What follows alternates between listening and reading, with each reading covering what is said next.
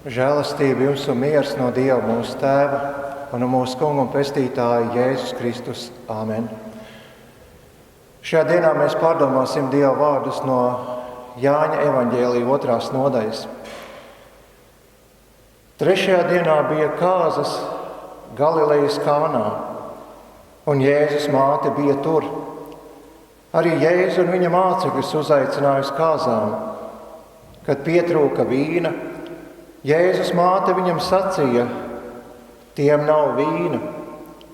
Tad Jēzus viņai atbildēja: sieviete, kāda man daļa par to? Mana stunda vēl nav atnākusi. Viņa māte sacīja kalpotājiem: ko vien viņš jums saka, to dariet.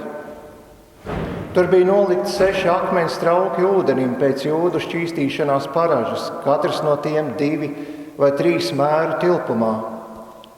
Jēzus viņiem sacīja: piepildiet traukus ar ūdeni, un viņi tos piepildīja līdz pat malai. Tad viņš tiem sacīja: tagad smeliet un nesiet mielastu pāraugam, un viņi to aiznesa. Kad mielastu pāraugs bija nobaudījis ūdeni, kas bija tapis par vīnu, viņš nezināja, no kurienes tas ir, bet kalpotāji, kas ūdeni bija smēluši, to zināja. Tad mielasta pāraugs pārsauca līgavainu un viņam sacīja: ik viens cilvēks vispirms liek priekšā labo vīnu, un kad viesi ieskurbuši, tad sliktāko, bet tu esi pataupījis labo vīnu līdz šim. Tā Galilejas Kānā Jēzus sāka darīt zīmes, atklādams savu godību, un viņa mācekļi ticēja viņam. Āmen. Mīļais Kungs un Dievs, mēs Tev pateicamies par Tavu vārdu dāvanu. Nāc un svētī mūs Tavu vārdu patiesībā, jo Tavs vārds ir un paliek mūžīga patiesība un dzīvība. Āmen.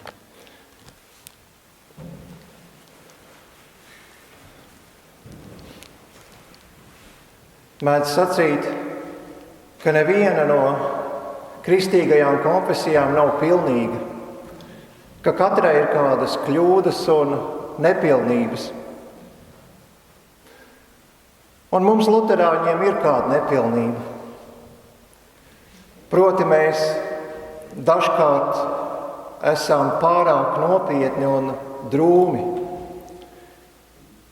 Šķiet, ka kādām konfesijām priecīgums ir ticis tā vairāk, bet mums kaut kā tā mazāk. Tāpēc uz mums jo īpaši attiecas apustuļa Pāvila pamudinājums priecāties. Vēstulē Filipiešiem viņš raksta: priecājieties kungā vienmēr, es sacīšu vēlreiz, priecājieties. Varbūt arī toreiz Filipu draudzi bija labi luterāņi. Viņiem bija laba ticība, bet viņu ticības nopietnība bija aizēnojusi prieku. Prieks ir ticības zīme. Kur ir ticība, tur ir arī prieks. Bet, lai iemantotu prieku, ticība ir jāstiprina. Savukārt mūsu ticību stiprina mūsu Kungs Jēzus. Kā jau esmu sacījis, viss nāk no viņa. Viņš ir arī mūsu prieka avots. Un uz to šodien norāda šīs dienas evaņģēlija teksts, kurā Jēzus paveic pirmo brīnumu, jeb kā Jāņa evaņģēlijā teikts, zīmi. Neparastu zīmi. Kā jau jūs dzirdējāt iesākumā nolasītajā evaņģēlija tekstā, Jēzus pārvērta ūdeni vīnā. Jēzus ar mācekļiem tika uzaicināts uz kādām kāzām. Visi ritēja labi, līdz kādā brīdī kalpotāji aptvēra, ka vīna resursi ir beidzies. Jēzus māte Marija, kas visticamāk bija uzaicināta pāraudzīt virtuves lietas, Jēzum saka: tiem nav vīna. Mums varbūt šķiet, ka tas tāds sniegs vien ir, bet toreizējā tuvo austrumu pasaulē kāzas bija ļoti īpašs notikums. Tām bija jānotiek perfekti. Un, lai tas tā būtu, bieži vien cilvēki pat aizņēmās milzīgus resursus, lai tikai kāzās viss būtu savās vietās. Bet šajās kāda mums nepateikta iemesla dēļ vīns beidzās. Tā kāzu viesiem būtu zīme, ka līgavainis diemžēl nav par visu padomājis, un tas nozīmē kauna traipu viņam uz visu atlikušo dzīvi. Tiem nav vīna, Marija, Jēzum saka. Ir kāda patiešām milzīga problēma, kuru būtu nepieciešams atrisināt. Nav īsti zināms, ko Marija no Jēzus vēlās, bet visticamāk, lai Jēzus ar saviem mācekļiem ātri samet naudu un vīnu kaut kur nopērk. Taču Jēzum ir citas domas. Ir pienācis kāds īpašs brīdis, lai kaut ko pavēstītu par savu kalpošanu. Viņš dara pirmo zīmi. Viņš liek 6 akmens traukus piepildīt ar ūdeni. Tie tiek piepildīti līdz pat malai. Tad liek nest un smelt, lai tos smelt un nest galdu uzraugam. Un tas līgavainim saka, ik viens cilvēks vispirms liek priekšā labo vīnu, un kad viesi ieskurbuši, tad sliktāko, bet tu labo vīnu esi pataupījis līdz šim. Līgavaina gods, kas draudēja palikt par vienu lielu mīnus zīmi, kļuva par lielu pozitīvu plus zīmi.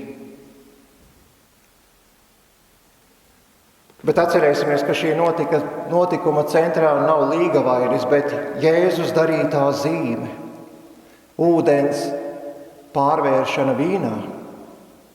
Šeit piebilde tika iegūts ļoti daudz vīna.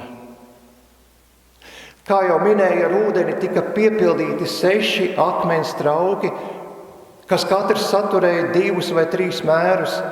Tas nozīmē, ka katrā sagāja aptuveni 100 litri. Tātad Jēzus kopā dāvāja 600 litru vīna, laba vīna. Šeit atkal man jums jāpaskaidro Bībeles simbolu valoda, lai nav tā, ka mēs paliekam pie domām, ka mūsu kungs Jēzus atbalstītu alkoholismu. Runa šajā notikumā nav par vīnu, par alkohola lietošanu, bet par šo simbolu, kuru toreizējā Dieva tauta labi pazina. Vīns vecajā derībā bija svētības un prieka simbols. 104. psalmā lasām: Tu Dievs liedz augt zālei par barību lopiem un dažādiem augiem cilvēku vajadzībām. Tu liec zaļot sējai, lai nāktu no zemes maize, un vīns, kas iepriecina cilvēka sirdi, lai viņa vaigs spīdētu no eļļas, un maize, lai stiprinātu viņa miesu. Un runājot par Dieva apsolījumiem, Joēla grāmatā sacīts: Kuļam kloni būs labības pilni, un krūkas pludos no vīna un eļļas. Tātad pirmā Jēzus paveiktā zīme – ūdens pārvēršana vīnā – norāda uz to, ka viņa kalpošanas mērķis ir prieks. Viņš ir atnācis šajā pasaulē, lai ienestu mūsu vidū prieku, pilnīgu prieku. Līdz malām piepildītie akmens trauki norāda, ka prieks, kuru dāvā Jēzus, nav daļējs. Tas ir pilnīgs prieks, kas spēj aptvērt visu mūsu dzīvi. Tas spēj iesākties tagad un turpināties mūžībā. Skan jau labi. Dažkārt mums, drūmajiem luterāņiem, tā neiespējami. Bet, ja tas tā skan tiešām neiespējami, tad kaut kas nav kārtībā. Jo prieka apsolījums nav kāda skaista reklāma, kas daudz ko sola, bet beigās neko nedod. Nav tā, ka apostols Pāvils mudinādams filipiešu draudzi priecāties, tos atstātu bez prieka avota. Tieši tāpēc viņš sacīja toreiz un saka arī mums šodien: priecājieties kungā vienmēr. Ja mēs šīs dienas evaņģēlija tekstu saprastu nepareizi, tad Pāvils sacītu: priecājieties vīnā vienmēr. Bet viņš tā nesaka. Viņš norāda uz prieka avotu, uz Jēzu. Bet kā mēs satveram Jēzu? Ar ticību. Ja ticība Jēzu nesatver, tad prieka sludināšana arī paliek tikai kā afiša uz reklāmas staba.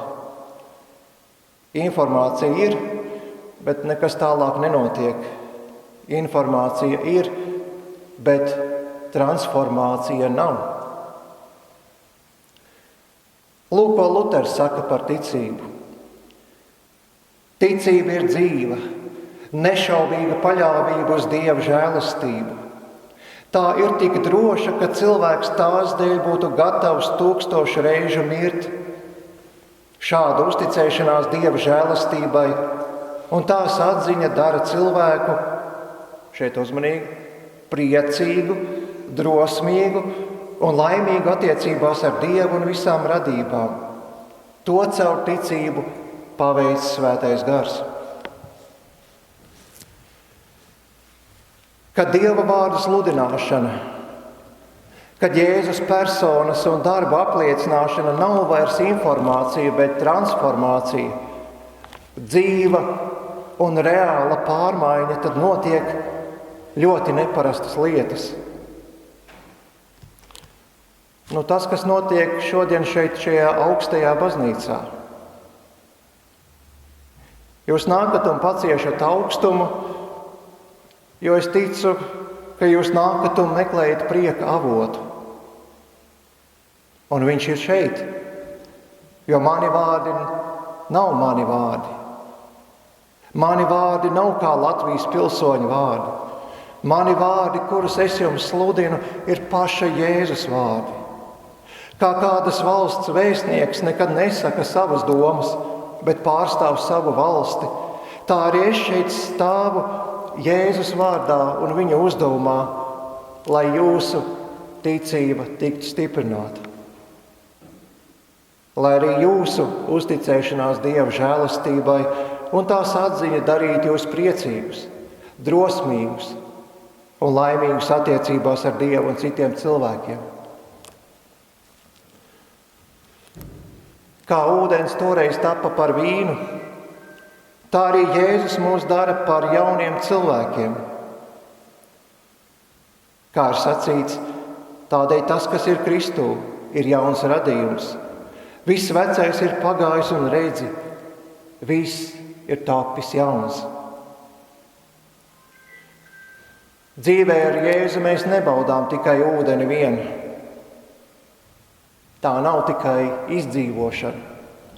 Dzīvē ar Jēzu mēs baudām arī vīnu. Mēs tiekam iepriecināti.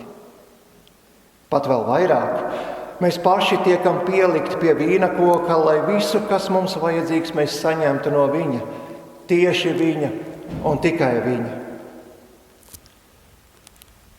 Un šodien, saņemot svēto vakarēdienu, saņemot Jēzu maizē un vīnā, ieraudzīsim arī to, ka saņemot šo dāvanu, mums tiek dots arī prieks.